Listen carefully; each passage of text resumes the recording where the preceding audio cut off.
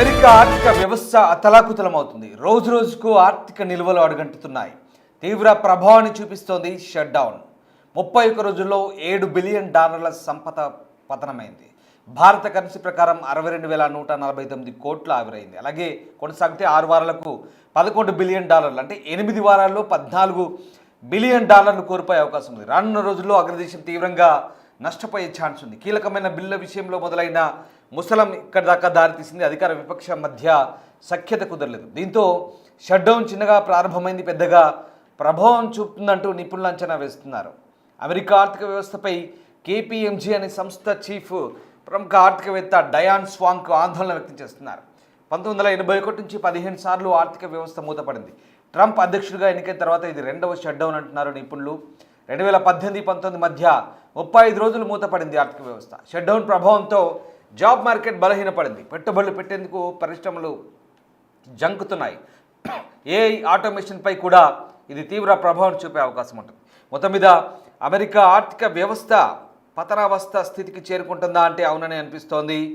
America ఆర్థిక వ్యవస్థ కుంటుపడుతోందంటూ నిపుణులు కూడా ఆందోళన వ్యక్తం చేస్తున్న పరిస్థితి. మరీ ముఖ్యంగా షట్ డౌన్ కారణంగా అటు రిపబ్లికన్లు డెమోక్రాట్ల మధ్య పట్టు విడుపుల మధ్య అమెరికా బడ్జెట్ ఆమోదం పొందకపోవడంతో షట్ డౌన్కు దారితీసింది. ఈ షట్ డౌన్ కాస్త ఆర్థిక వ్యవస్థ కుంగుబాటుకు కారణమవుతుందని అభిప్రాయాలు వ్యక్తమవుతున్నాయి. ఇప్పటికే చాలామంది ఉద్యోగాలు వదిలిపెడుతున్నారు. అంటే జీతాలు అందక ఉద్యోగాలు వదిలేస్తూ చాలామంది ప్రత్యామ్నాయ మార్గాలు చూసుకుంటున్నారు.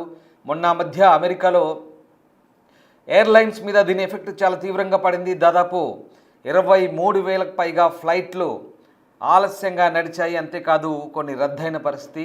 వేలాది మంది ఎయిర్ ట్రాఫిక్ కంట్రోల్ సిబ్బంది, ATC సిబ్బంది ఉద్యోగాలు మానేసి ఫుడ్ డెలివరీ బాయ్స్గా అవతారం ఎత్తున్నారు. ఎందుకంటే సకాలంలో జీతం అందలేక.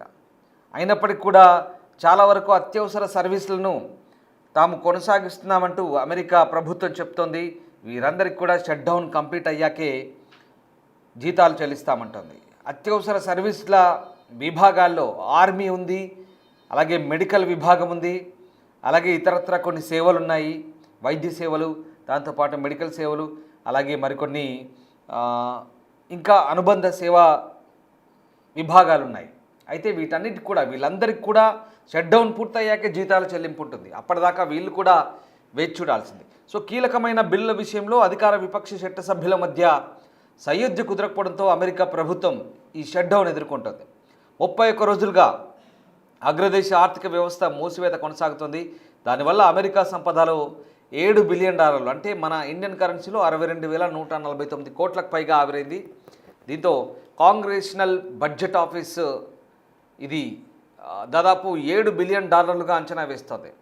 ఈ షట్డౌన్ వల్ల అమెరికా ఆర్థిక వ్యవస్థ దాదాపుగా $7 బిలియన్ సంపద శాశ్వతంగా ఆవిరైంది. ఇది ఇలాగే కొనసాగితే 6 వారాలకు $11 బిలియన్, 8 వారాలకు $14 బిలియన్ మేర ఆర్థిక నష్టం వాటిల్లబోతుందంటూ చెప్తున్నారు. ఇక ఈ నేపథ్యంలోనే ఆ బడ్జెట్ ఆఫీసు కొన్ని అంచనాలు రిలీజ్ చేసింది.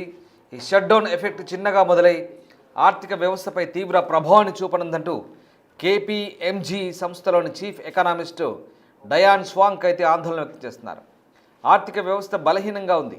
ఈ షట్డౌన్ వంటివి ఊహించిన దానికంటే పెద్ద సమస్యగా పరిణమించవచ్చంటూ మూడీస్ అనలిటిక్స్ చెందిన మార్క్ జాండి హెచ్చరిస్తున్నారు. మూడీస్ విశ్లేషణ సంస్థ చాలాసార్లు ఈ అమెరికా ఆర్థిక వ్యవస్థ గురించి విశ్లేషించింది. తాజాగా కూడా వాళ్ళు కూడా ఇది పెద్ద సమస్యగా మారొచ్చు అంటూ హెచ్చరిస్తున్నారు.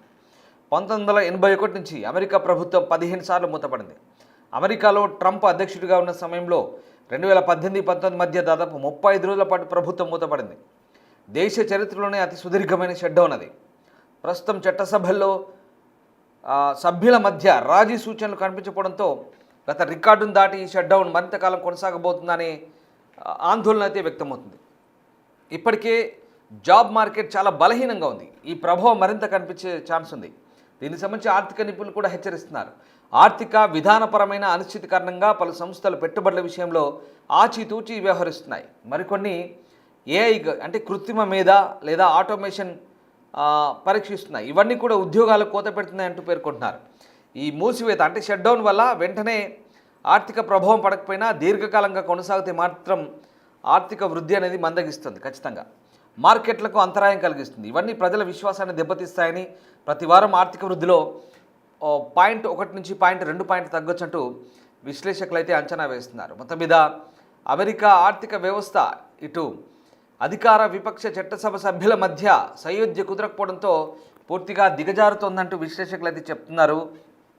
ఎన్నడూ లేనట్టుగా అమెరికా ఆర్థిక వ్యవస్థ కుంగుబాటుకు గురవడం, మరీ ముఖ్యంగా గతంలో 2018-19లో 35 లేదా 36 రోజుల పాటు షట్డౌన్ కొనసాగింది. అదే అమెరికా చరిత్రలో అతిపెద్ద షట్డౌన్ వల్ల చాలా వరకు జీతాలు ఆగిపోయాయి, జాబ్స్ కోల్పోయారు.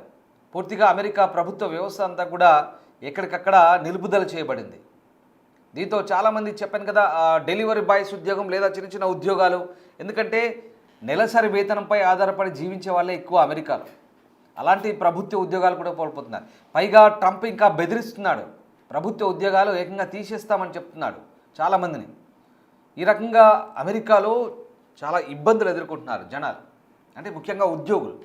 ఇది ఇప్పుడు 31 రోజులైంది. గతంతో పోలిస్తే 35 రోజుల్ని 36 లేదా 36 రోజుల్ని ఇది బీట్ చేస్తే కనుక ఇది ఒక రికార్డ్ అవుతుంది. ఇప్పటికిప్పుడు సమస్యలు ఏం రాకపోయినా భవిష్యత్తులో ఖచ్చితంగా ఆర్థిక వృద్ధిపై ఎఫెక్ట్ పడుతుందంటూ ఎక్స్పర్ట్స్ చెప్తున్నారు. అంటే ఇప్పటికీ $7 బిలియన్ సంపద, అంటే మన కరెన్సీలో 60,000 కోట్లకు పైగా, దాదాపు సుమారు నేను కొన్ని అంచనాలు మాత్రమే చెప్తున్నాను, 60,000 కోట్లకు పైగానే ఇంకా. సో ఇదంతా కూడా ఆవిరైపోయింది ఇప్పటికే. ఇంకా ముందు చాలా ఇబ్బందులు తలెచ్చంటూ ఎక్స్పర్ట్ చెప్తున్నారు. ఏదేమైనా ట్రంప్ దుందుడుకు విధానాలు అక్కడి విపక్ష సభ్యులను మెప్పించలేకపోతున్నాయి. ఎందుకంటే వాస్తవానికి అమెరికన్ కాంగ్రెస్ ఏదైతే ఉందో ఇక్కడ కొన్ని భేదాభిప్రాయాలున్నా కూడా అంత కలిసికట్టుగా ఉంటారు దేశం కోసం.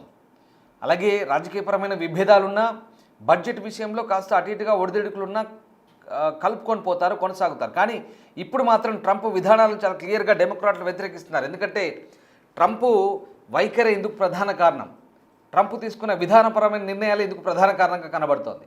సో ఏదేమైనా అమెరికా ఆర్థిక వ్యవస్థ దిగజారుతుందనడానికి ఇది ఒక పెద్ద నిదర్శనం. రాబోయే రోజుల్లో ఇది మరింత దిగజారొచ్చు. ఎందుకంటే షట్డౌన్ కనుక దీర్ఘకాలం కొనసాగితే దీని ఎఫెక్ట్ చాలా క్లియర్గా అమెరికా ఆర్థిక వ్యవస్థపై పడబోతుందంటూ నిపుణులు అయితే హెచ్చరిస్తున్నారు.